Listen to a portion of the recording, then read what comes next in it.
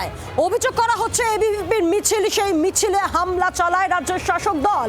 অভিযোগ স্টেশন সংলগ্ন এলাকায় সেখানে কয়েকজন যুবক এবিভিপির যারা তারা প্রচার চালাচ্ছিলেন, তারা জনসংযোগ করছে এবং সেই সময় তাদের সেই মিছিলে হামলা চালায় রাজ্যের শাসক দল, যাকে কেন্দ্র করে তুলকালাম পরিস্থিতি তৈরি হয়।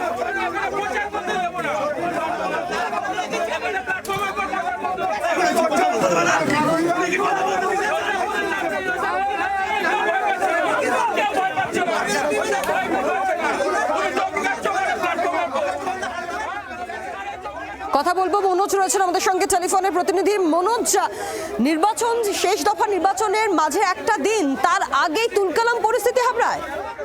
একেবারেই এই যে নির্বাচন কিন্তু আর মাত্র 48 ঘন্টা বাকি, অর্থাৎ দ্বিতীয় দফা নির্বাচনের আগেই কিন্তু হাবড়াতে প্রায় তুলকালাম পরিস্থিতি, যেখানে ঘটনা সূত্রে জানা যাচ্ছে যে এবিভিপির কিছু সমর্থক তারা প্রচারে বেরিয়েছিল। সেই সময় অভিযোগ যে তৃণমূলের একদল দুষ্কৃতী তাদের উপর হামলা করে। এই ঘটনায় কিন্তু যথেষ্ট উত্তেজনা ছড়ায় এলাকায়, একেবারে রণক্ষেত্রের পরিস্থিতি নেই। পরবর্তীতে হাবড়া থানার পুলিশ গিয়ে কিন্তু পরিস্থিতি নিয়ন্ত্রণে আনে। এই ঘটনায় কিন্তু যেটা অভিযোগ যে এই এবিভিপির কিন্তু 3 জন কর্মী তারা আহত হয়েছে, তারা হাবড়া স্টেট জেনারেল হাসপাতালে চিকিৎসাধীন। তবে এই ঘটনাকে ঘিরে কিন্তু যথেষ্ট রাজনৈতিক চর্চা শুরু হয়েছে। ইতিমধ্যে কিন্তু ঘটনাস্থলে পুলিশ মোতায়েন করা হয়েছে, পাশাপাশি চরম উত্তেজনা পরিস্থিতি এখনো পর্যন্ত সেখানে রয়েছে।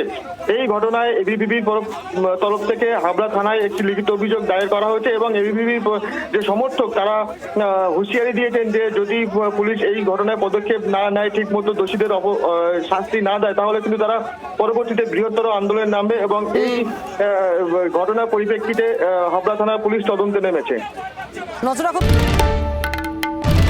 বাংলার আওয়াজ, বাঙালির আবেগ, জি 24 ঘন্টা।